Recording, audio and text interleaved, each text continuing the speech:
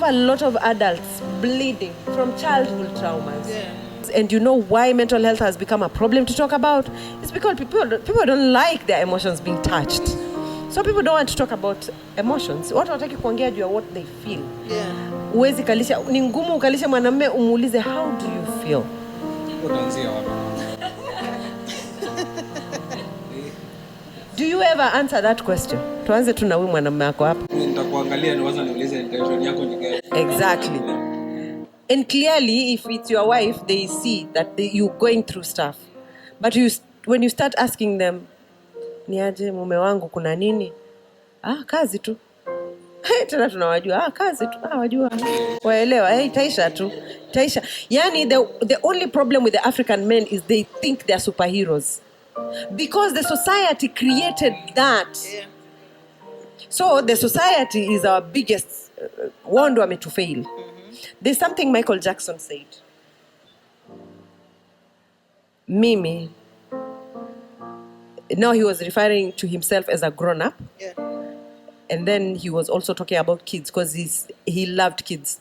So he said, Mimi as a grown-up man, the society, humanity, humans failed me. Adults failed me. Yeah. And then he says, adults have failed the kids.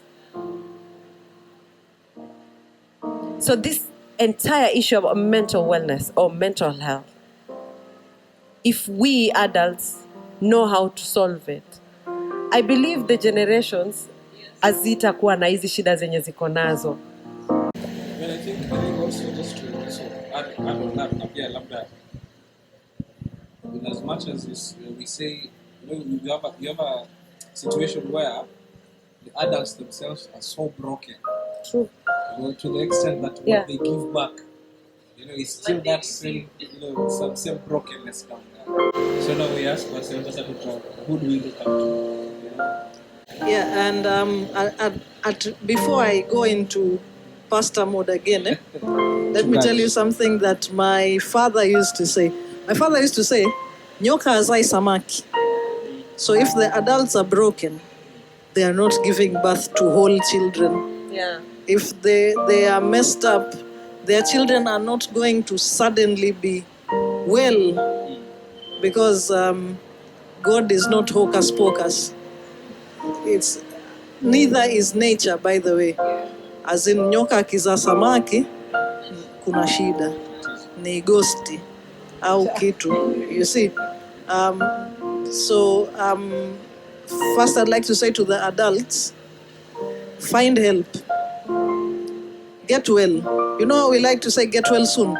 I am wishing myself and all of the adults up in here, get well soon, because the sooner we deal with our mental health issues, the sooner we'll be able to help the children and the generation that is coming. In line with what you've just said. Yeah. We cannot give what we never received. Yeah. So even our kids, they will not be what we have not given them. Yes. So yeah, adults get well soon. But again, I'll say this. Yeah.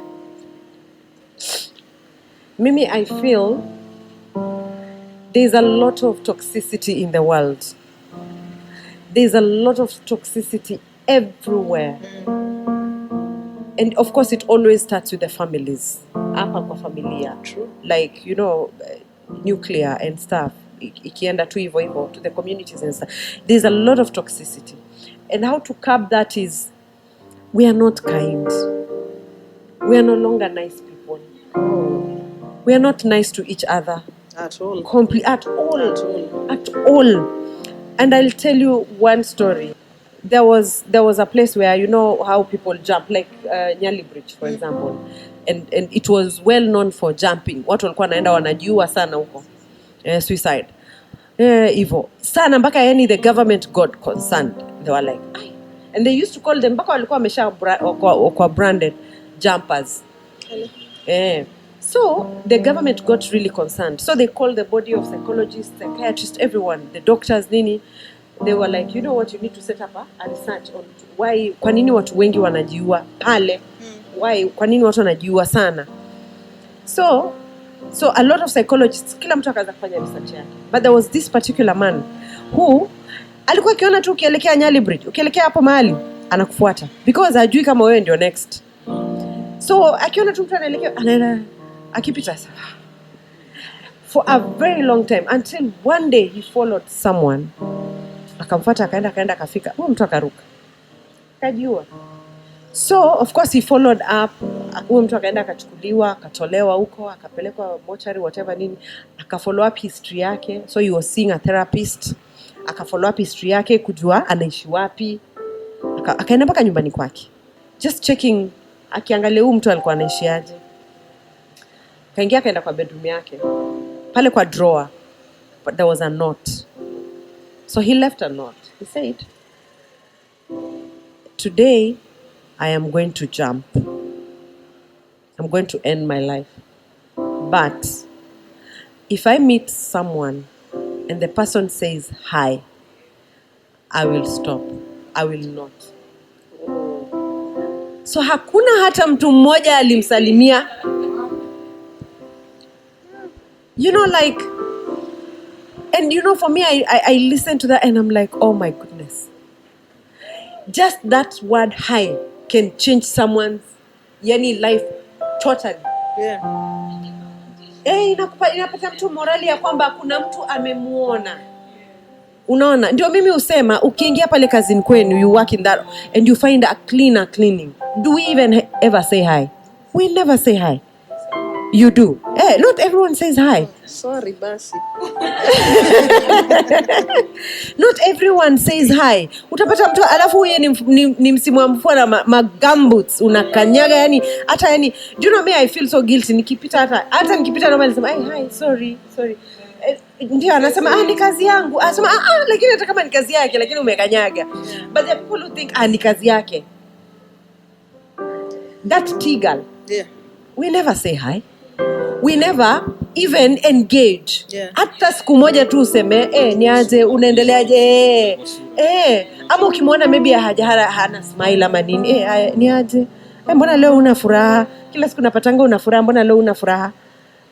Do we ever engage people beyond, and then are we people who actually like, nikikuona hivi Penina, I know this is how you are, and then kesho kuta siku moja tu nikuje nipate hauna miwani na wewe kila siku unavaa miwani. Do we ask, mbona leo hujavaa miwani? Si utaitwa mdako. Utaitwa mdako. Ni kweli, ni Mombasa nayo. Ni sawa. Do you know afadhali Mbeya? Unajua kuna mahali tulikuwa tukienda mission tukisimama kula. I think Michael utajua hiyo pale. Hiyo cafe inaitwa haya kuhusu. And the only reason we used to stop to eat there is because it says haya kuhusu. So every time I was going to Lunga, we'd come and stop at haya kuhusu. And it became the highlight of that work assignment. If you're going this far, haya kuhusu. And we used to say, atina natamani mtu anipigie simu, anaweza penda uko wapi? Haya kuhusu.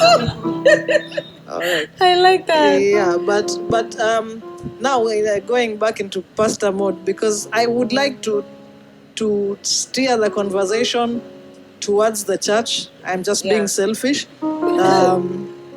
But Ephesians 4:32, it says, be kind one to another, tender-hearted, forgiving one another, even as God for Christ's sake has forgiven you.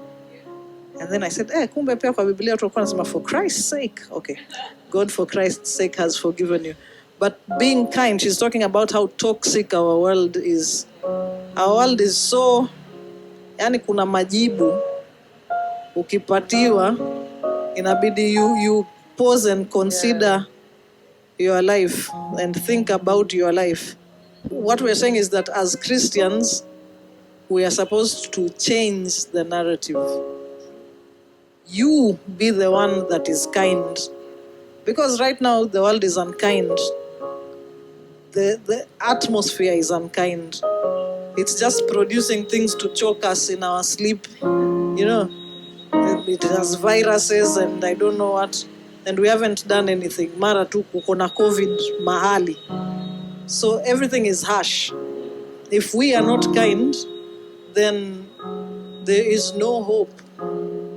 So we're supposed to be the people that are causing others to be hopeful about something. And not ile I hope, unajua ile kuna hope na I hope, you have to know the difference. I hope you get well. Kikristo Kristo. I hope if miwani zangu zimevunjika, don't hope I get others. Help me get others. If I'm hungry, actually there is scripture that says if someone is hungry, don't tell them, but be well fed and be clothed. That is just dumb again. Give them food. I think we are at a point where we think we have to be really well ourselves so that we're able to help another person. And that is not true. But that is not true. I can actually show kindness, even just go beyond my go beyond how my day was to show kindness to the other person. Again, the Bible says, esteem the other person better than yourself. So to always be thinking, not selfish.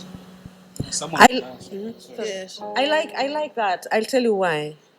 Try it and you'll see how magically it works. When someone, hiyo vitu umesema, like unapata maybe mtu siku yake hajakuwa poa and you've also not had a very good day, but when you go out of your way ile ni Alice ni aje unaendeleaje, my day was bad nikiku uplift, I'm telling you, automatically like it's like ikishatoka kwako, when you smile, that's it for me. The smile yani inakuwa ni kama inani exactly. You know, I'm reminded of you ever had a situation where you're going, let's say you've woken up not feeling well, or you're just going through a lot of trouble, someone sends you a nice message out of nowhere, it's not like you are talking, you know that relief. Then you text back like Amazon, you don't know how much Exactly. It kind of feels like that feeling when you're so broke up from a M-Pesa so that concern of kindness, as you say, sometimes we I don't know how we perceive friendship, but sometimes we can be friends with people we don't even know. True. In terms of walking up and just encourage someone. You don't know how that message or call how long it will be. For some people it goes a long way. And then you can encourage you pass or something, a quote that is nice. Sometimes it goes a long way. I love another thing, back now to the church conversation, because we pay them to a kanisa. Tumishi wa Bwana. I think it's high time the church embraces, brethren, in terms of away from ile ushaipata na mtu mwenzako Mkristo anaweza kwambia unapitia shida hapo, kwambia nitakuombea. A pastor friend of mine once said that 90% of people will tell you that they don't even remember. It's not a lie. They don't even remember. But if we embraced that, the realism of as a church, we come together and get to know, once pastors, get to know your congregants, at a personal level. If they come, let's say, kwa mfano unaweza notice kama kuna wengine, like the people I would notice in my church, amezoea kukaa at a certain place, and then come on a Sunday they are not there. They miss out. Following up doesn't harm. Having real conversations, they don't harm. When someone says, I'm going through ABC with my kid, kwanza for parents.